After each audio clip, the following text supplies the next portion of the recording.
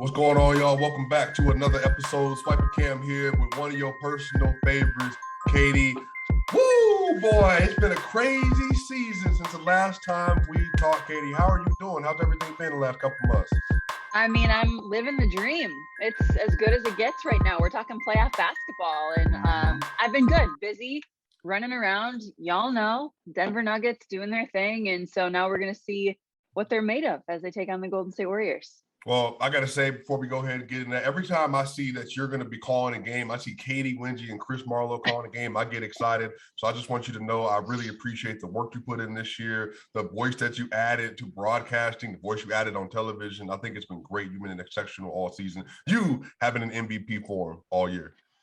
Thank you so much. It's been so much fun kind of bouncing around and sitting in different seats, playing different roles, being that like Swiss Army knife utility player type person. So I enjoy it so much. I hope that comes through to Nuggets fans, and I hope that, all Nuggets fans feel the way that you do, and they've enjoyed all the things that we've been able to do. Yeah, for sure. By the way, I love the drip today. I see the hat and I see that you got the chain on as well. So I love it. Thank you so much. Thank you so much. So, all right, let's get to it. So we had a roller coaster of a season. It's been a lot of stuff going on. Can you give me some of your initial takeaways from what you saw? Like, how do you think the Nuggets performed overall? What were some of the highlights that you personally remember about the regular season thus far? Well, I think the Nuggets did better than anybody thought that they would. Given Michael Porter Jr. didn't play majority of the season, no Jamal Murray all season long, and everybody was kind of wondering what this team would look like. And they proved that they're still very capable without, two of their three leading scorers. And a lot of that has to do with Nikola Jokic and him just blowing our minds once again with what he was able to do and taking it up even another notch. But collectively as a team, seeing the Denver Nuggets group come together and still find ways to win and be relentless and be tough and be disciplined. You can see the growth over the past couple seasons of some of these younger players with less experience now are very experienced. And I think that has truly showed on the court for Denver. So overall, I think it's been, a tremendous season. What they were able to do without Jamal Murray, without Michael Porter Jr. is remarkable. Right. And now it's just about getting those two healthy and seeing what a healthy Denver Nuggets roster can do.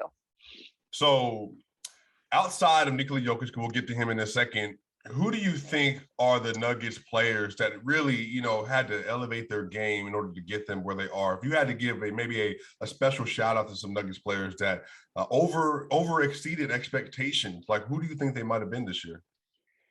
Well, I think Aaron Gordon is playing the best basketball that he has ever played in the NBA. And look, I'm not naive. I think anybody playing alongside Nikola Jokic is probably going to be playing some of their best basketball because Joker just makes everybody around him better. You see that with Jeff Green too, like career high in dunks, career high in field goal percentage. Like a lot of those big men playing alongside Joker, they've learned how to cut and move and take advantage of what Joker is able to do, and they just get like easy layups and dunks. Aaron Gordon is, the epitome of that.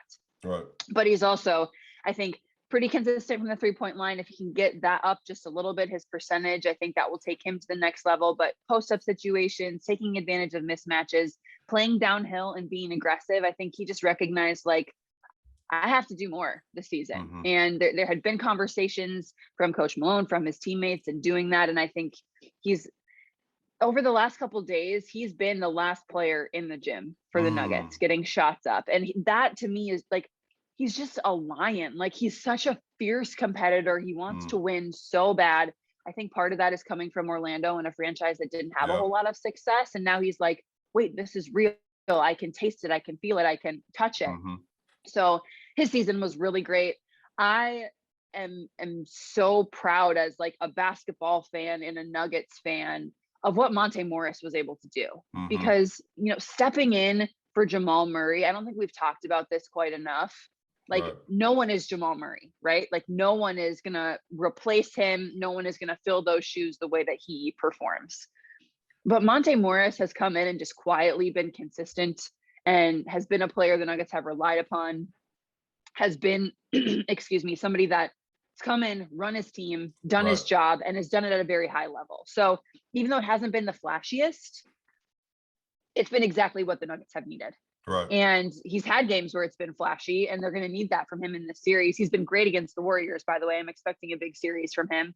But I think those two for me, and then Bones, which I'm sure we'll get into here, but like who he has grown into, his confidence, what he's been able to do for this team. I think he has been a key, especially in that second unit success. So you brought him up, Bones Highland. You know, I hear you and you and Chris going back and forth on what exactly his nickname is and how to describe him. From the start of the season to now, I mean, just even the March and April he had, which was just utterly spectacular. What have you seen from Bones Highland you think that has really infected the team, but also on his play? Like what has been the evolution you've seen from Bones Highland from start of his career to where we are now going into the playoffs? Watching him at the beginning of the season, part of me thinks that the Nuggets didn't really know what to do with him. Like, where is he going to fit? How are we going to use him? We know he's this skilled scorer. We know he's this incredible talent. We know he brings this energy and effort. How do we use him? And as soon as he switched to be that backup point guard in that second unit, and they were like, we need you to do this and do it very well. It was like, okay, I can do that. And so he just stepped in and has been so great for Denver's bench and has been able to score, has been able to play make. I think Denver's bench, you know, you mentioned it, especially in March. At the beginning of the season, we're sitting here talking about, oh my gosh, how is Denver going to survive the bench minutes? How are they going to survive the minutes when Nikola Jokic is not on the floor? And now here we are saying we have a clear advantage when our bench comes in. Like, they are producing at such a high level, and Bones Highland has been so huge in that. I think too, just like his maturity, experience is the best teacher. And so the more opportunities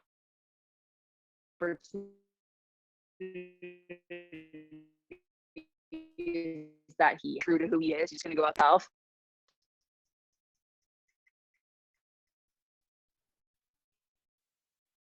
The playoff be a great test, lights and all of that. But I'm like, we'll see. Sorry, we're losing you a little bit, Katy. I think it's it might be the internet connection in the hotel in California.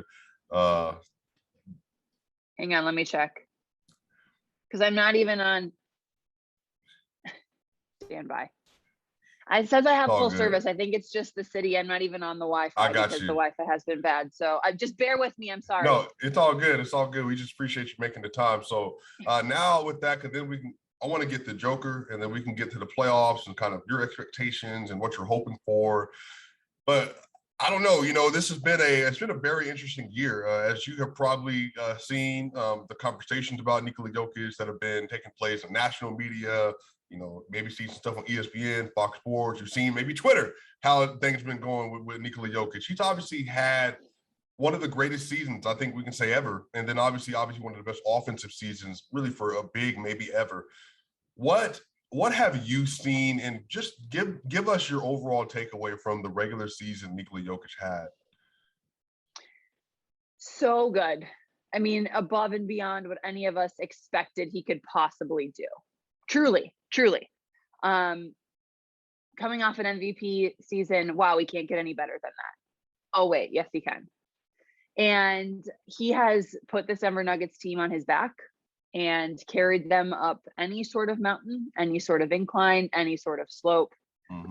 Whatever the team has needed from him, he has been able to do. And for me, I think the rebounding has been something that has been just, he was so good at it before. I feel like this season he's done it even better.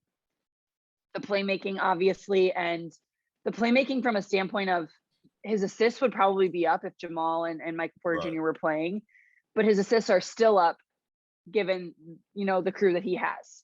So I think that's been very impressive. But what stood out most to me has honestly been his defense.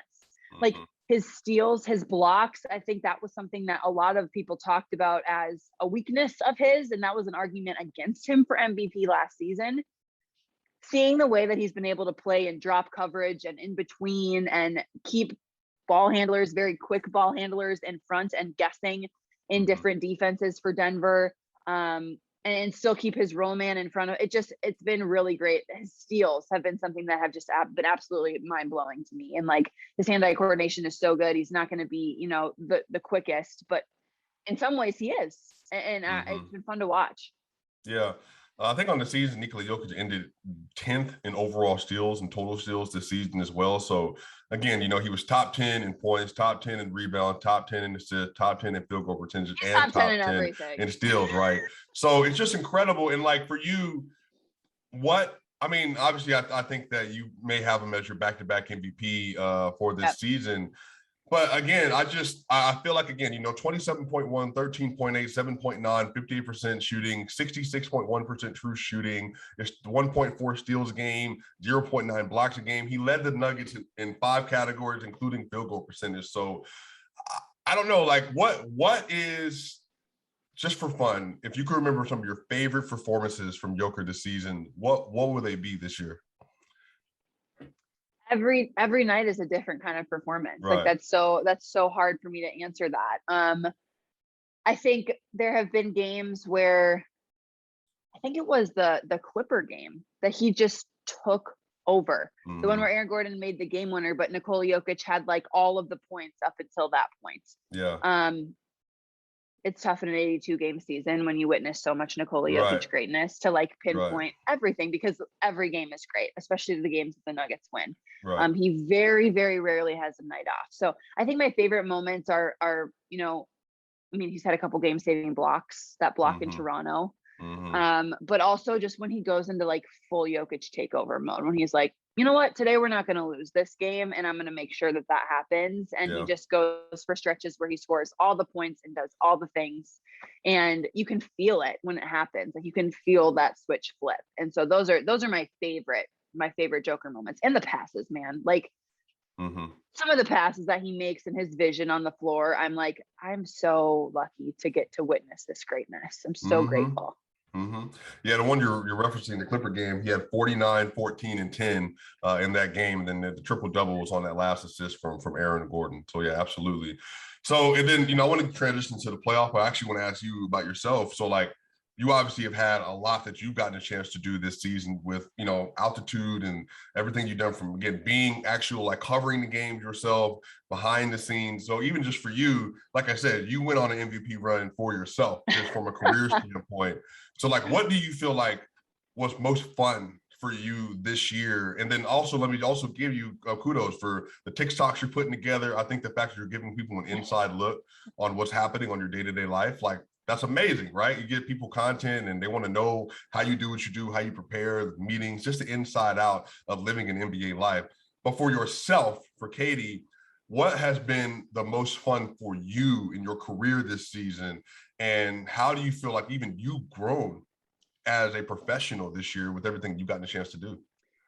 Well, thank you. First of all, that's so kind. And I've actually loved doing like some of the TikTok stuff. I'm actually working on a travel day one right now. So stand by for that.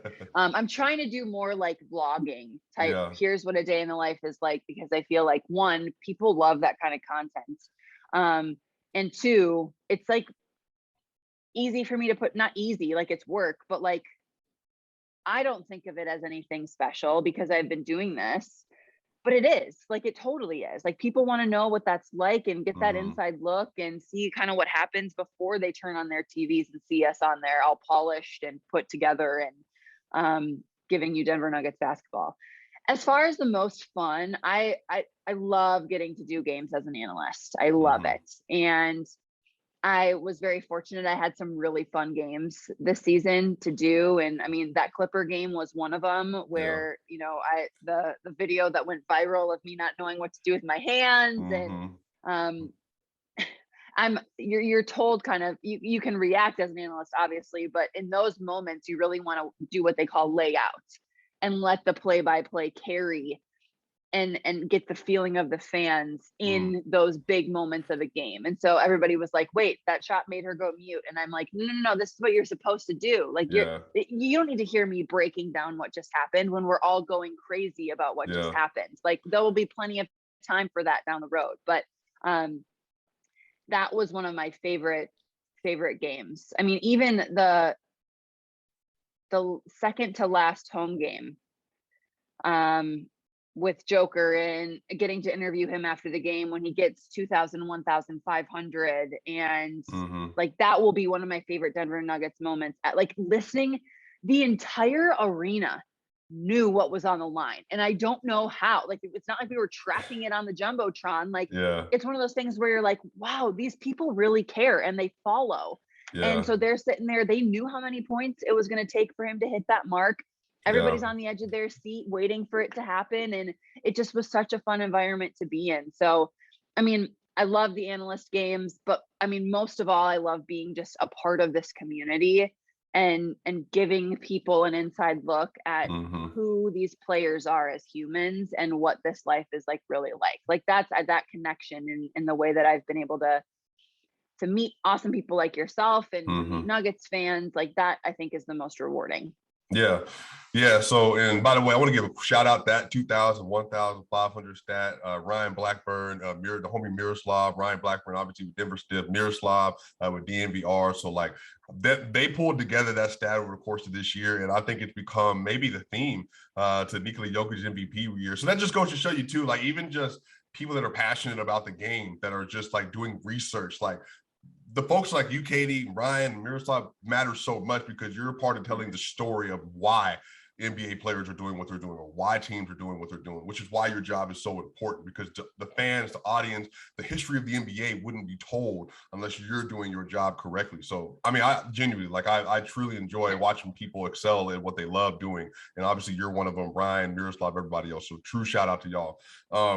So Warriors series coming up, and I'm not gonna lie, I'm excited. I'm excited for a lot of reasons, because here we are, we got the playoffs coming up. It's going to be a great matchup. There's a lot of things that are going to be transpiring over the course of this series. And for you, what are some matchups, if you have any in mind, that you're looking forward to look at, like, you know what, these matchups right here are going to determine whether the Nuggets are able to be successful and possibly win the series, or if they don't maybe win these matchups, then they might end up losing the series as well? Everybody is interested and drooling and thinking about Draymond Green and Nikola Jokic, right? Like, that is just a battle of two of the highest basketball IQs in the NBA. Right. So that is one I think everybody is dying to see how it goes. The Nuggets have not faced Draymond Green at all this season. So Denver goes 3-1 against the Warriors, but they have yet to face a healthy Warriors team. That one to me is big. Draymond's been really good against the Joker in seasons past, and he's limited what he's been able to do. So I think the Nuggets obviously need Nikola Jokic to be Nikola Jokic, but the question marks to me is like, who's going to run with him? Who's going to be the players around him that produce? You have a healthy Will Barton in the playoffs who's played well against the Warriors. So I think him knocking down shots is going to be massive. Aaron Gordon, who is he defending? Is he on Andrew Wiggins to start the game? Is he going to switch on to Clay? Is he going to be on Steph because he guards everybody, depending on who's having a good night? Is it going to be Jordan Poole, when the game comes down to the line? So Aaron Gordon's defense, I think, just being at a very high level is important. Austin Rivers' defense being at a really high level is very important. Being able to defend without fouling is going to be very important. So when you think of Golden State, you think of 3-point shooting, right? And it's just prolific, and that's, I think, where it has to start. But they also have been really good in transition against the Nuggets this season, 18 points a game in fast break situations. So, and Denver's really struggled turning the ball over just in general. They have, like, the matchup, honestly, is like Denver versus turnovers. And Golden State's defense is so good that it's like, can you handle the basketball and make smart decisions and be disciplined? My favorite thing that Coach Malone has said so far is this series is going to come down to the more disciplined team. He said the devil is in the details. So whichever team is more detail oriented, whichever team is able to execute the game plan better, whichever team is able to step out there and be more focused and locked in, is probably going to be the team that wins. So it's like the little things like that. They're going to make a huge difference. And every possession matters in the playoffs. Right. So I couldn't agree with you more. I'm very excited to see how Monte Morris and Will Barton and Bones Highland, how they're able to at least offset the production that's going to come inevitably from Steph Curry, Klay Thompson, and also Jordan Poole. And again, if Nuggets fans aren't really familiar with Jordan Poole, he had a streak this year where he went 20 plus games of having 20 more points over that same time period. He's a very streaky scorer. He's a very quick shooter. He came out of the G League. So like he's a part of like Warriors, like fandom where people are just in love with his story. Similar to how people are with Monte Morris, second round draft pick, or Jokic, all those other things. Clay in the last 3 games of the year averaged over 30 on great efficiency. Obviously, Steph hasn't played since early March. Looks like he's on track to play game 1. I'm of the mindset he's playing, but we'll see. He's playing. He's playing. Right. So we're not messing around about that. He's gonna play, right? Yeah. And then again, is Kevon Looney gonna be able to at least stonewall Jokic on a few possessions a game? Meaning, if he can make it slightly difficult, that's a win for the Warriors. Just because they don't necessarily need him to stop him, because you're not stopping Joker. But from the Warriors mindset, and I've talked to Warriors fans, I've done a couple episodes with some Warriors people. They're of the mindset they believe that the Warriors can win 4-1 because they, in their mind, they think that the shooting prowess of Steph, Clay, and Poole, and the mindset and defense of Draymond, and having the bench and Iggy and Kuminga, Moses Moody, all these players. They're of the mindset they have an opportunity to do a gentleman's sweep of the Warriors and so of the Nuggets. So I ask you, if you had any predictions whatsoever, you don't have to give one if you don't want to, what would you predict the series to be? So I'm not going to predict. Right. But I'm going to say that I really like Denver's odds if they can steal game 1 or game 2.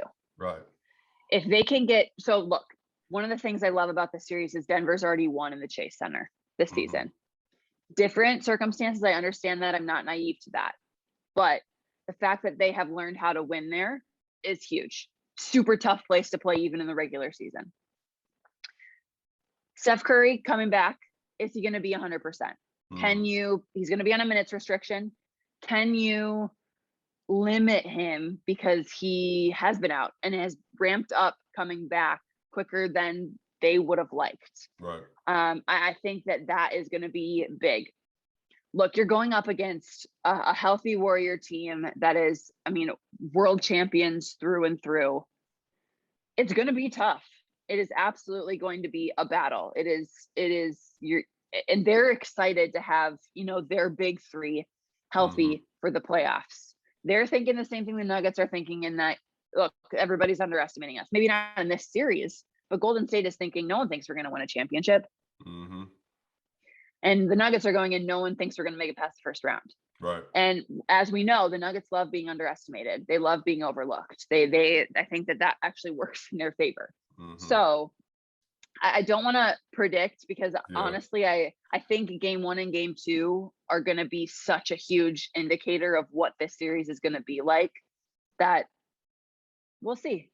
We'll see if the Nuggets Nuggets win 25 road games this season, franchise record. They've been great on the road. Can they, implement that in the playoffs, in the postseason now? We'll see. I don't know. I agree. Well, I appreciate you making the time, Katy. I know you have a very busy schedule ahead of you. Again, shout out to you. Amazing job that you've done. Please go follow Katy on Twitter. You can obviously see her, what she's doing on Altitude. So you've been great. You've been wonderful. Really appreciate you making the time for us today. Yeah, thanks for having me. Yeah, for sure. You're great. All right, y'all. Look, we on next.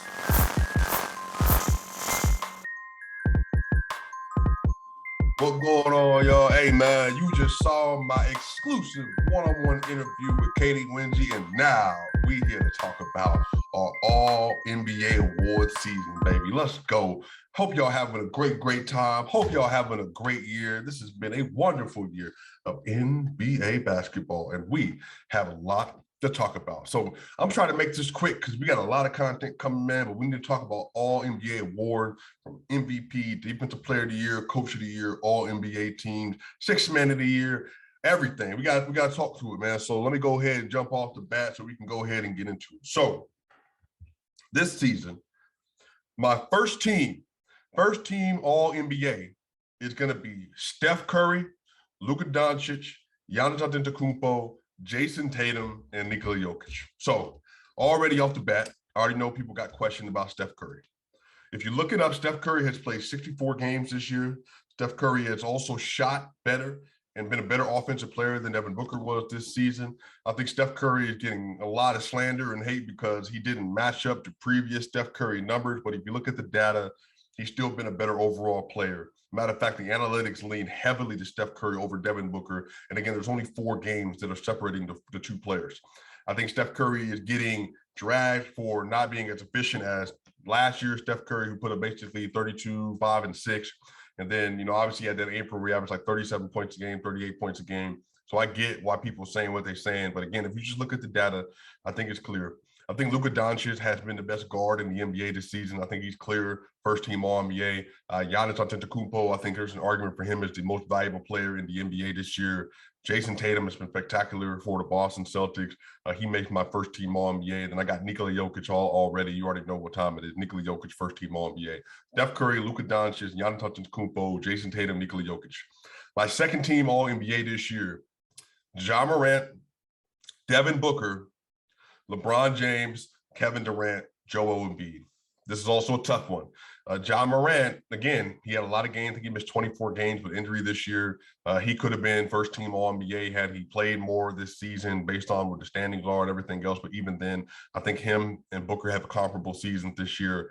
Devin Booker, obviously, is clear, man. They won 64 games. He was there for 68 of the games they played this season. He only missed 14 games this year. He was great. Devin Booker was exceptional all year, man. Shout out to him for making second-team All-NBA. LeBron James averaged 31 points a game this year. He was great. His defense wasn't what you wanted it to be, but I don't think you can say that he wasn't one of the 4 best forwards in the NBA this year. I think he's on a better team. They have better numbers. I think, again, he's 37 years old, so you can't really expect him to be able to carry like he used to 3 or 4 years ago, let alone 10 years ago. So I think LeBron James, rightfully so, deserved that spot. Kevin Durant as well. Kevin Durant was exceptional, really up until he got hurt in January. I think he might have been leading MVP go-getter to the year he was playing. He was shooting crazy from the field. He was averaging over 30 for good portions of the season. He's been a great playmaker this year, better than he is, I think, at any point in time in his career. Kevin Durant gets that second-team All-NBA, and then Joel Embiid.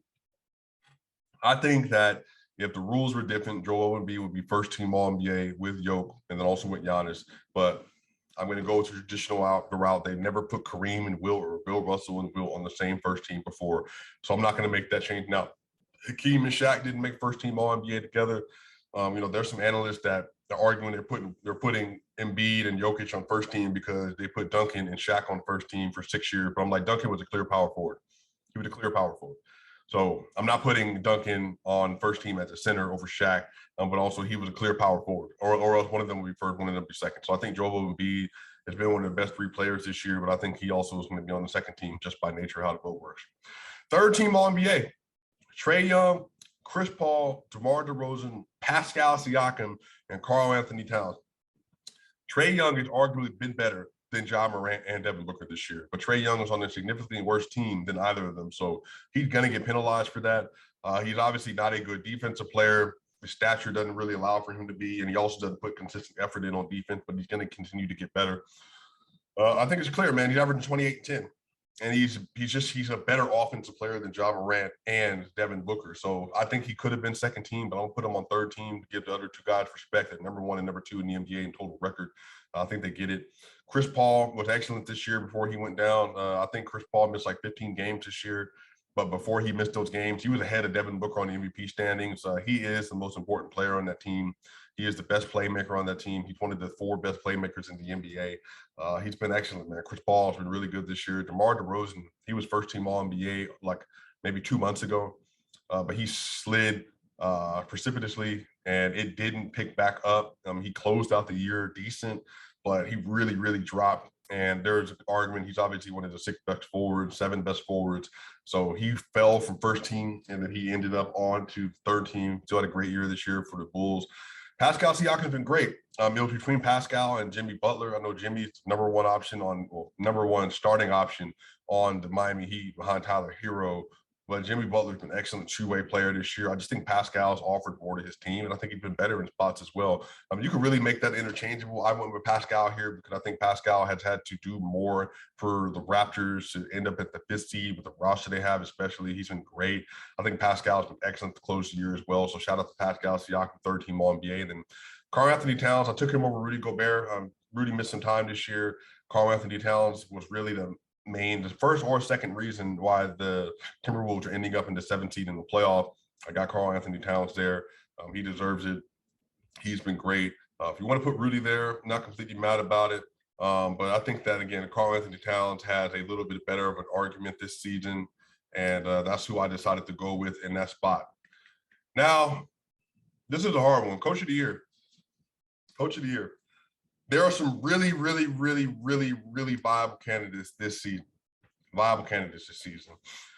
My top 3 coaches of the year are Monty Williams of the Phoenix Suns, Taylor Jenkins of the Memphis Grizzlies. Third, JB Bickerstaff of the Cleveland Cavaliers. I think Ty Lue deserves some love from the LA Clippers as well.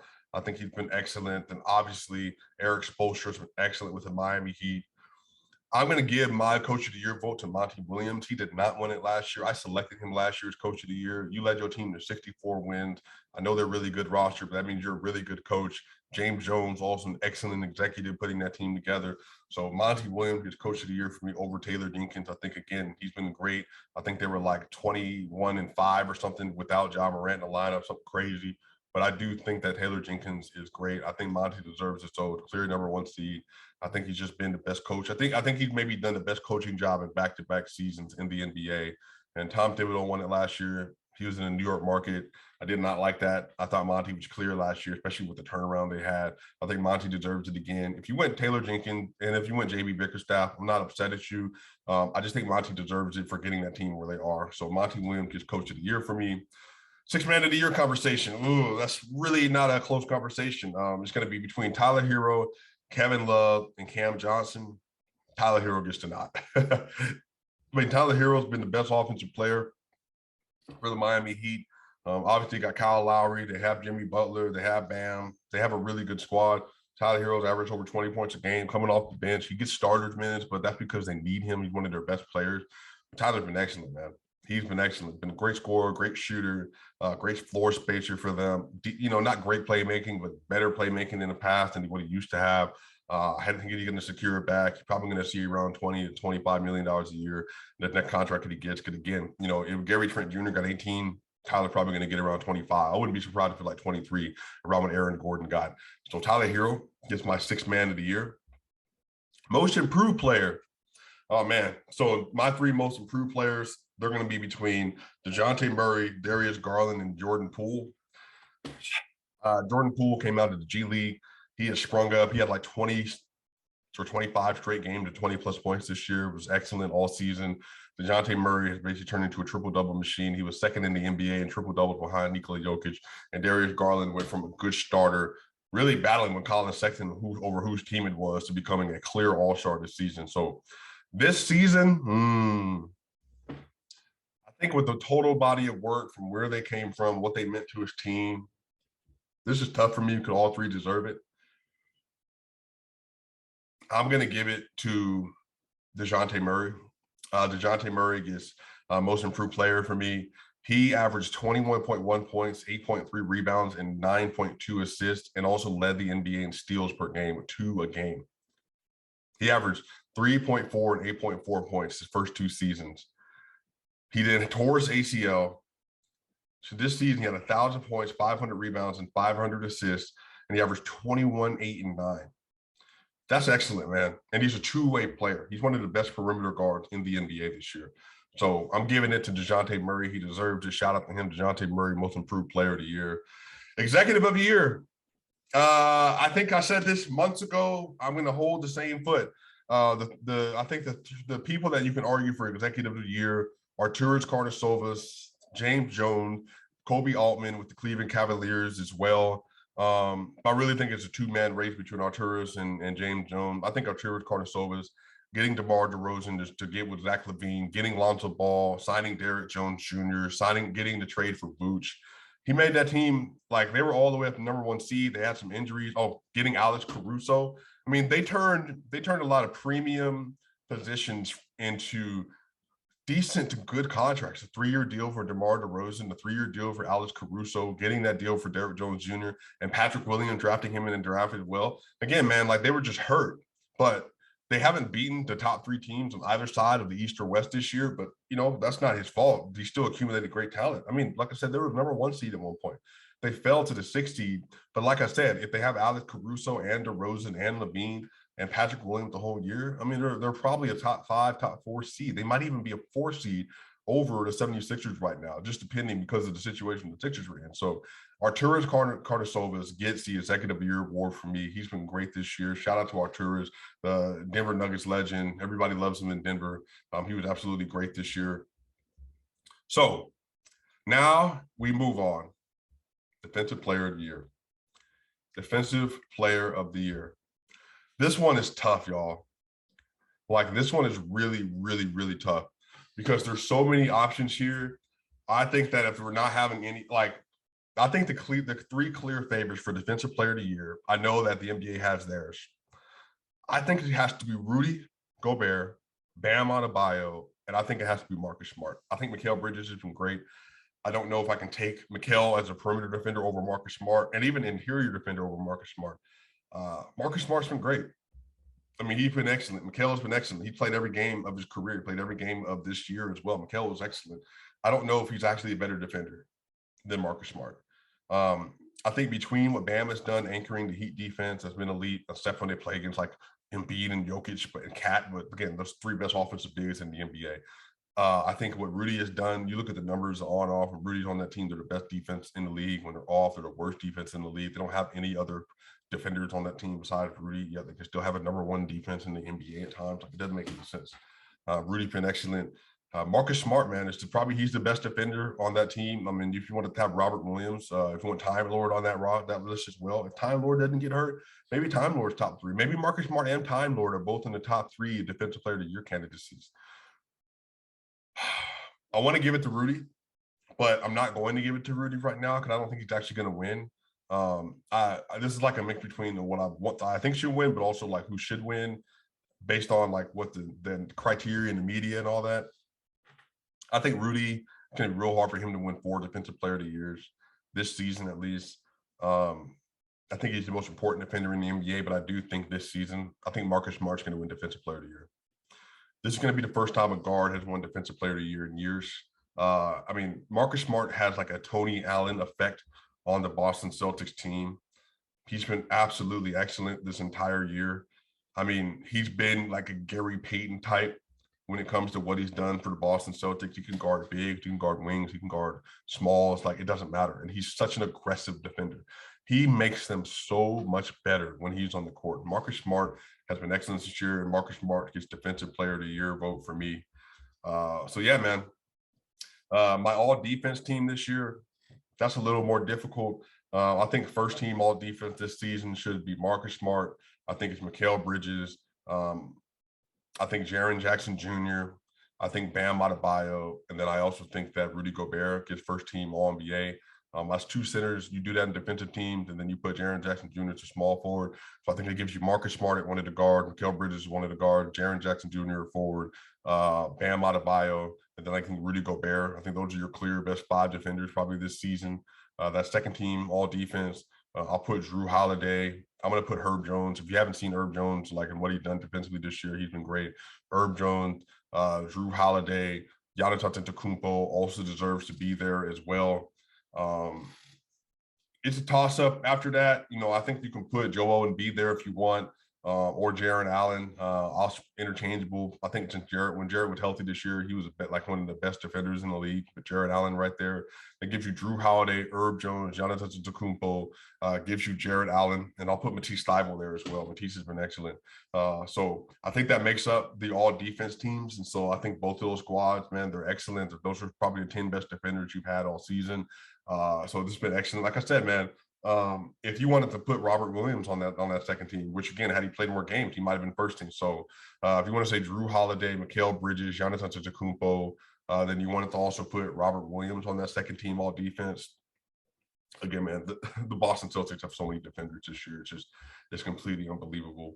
So yeah, man, that's the award ballot. That's my list. That's who I have. And then obviously we got to get to the most important award of the season. It's Nikola Jokic for most valuable player, back-to-back MVP. This is one of the most spectacular years we've ever seen in the NBA, where you had Giannis Antetokounmpo having an all-time season, Joel Embiid having an all-time season, and then Nikola Jokic having the best of the bunch.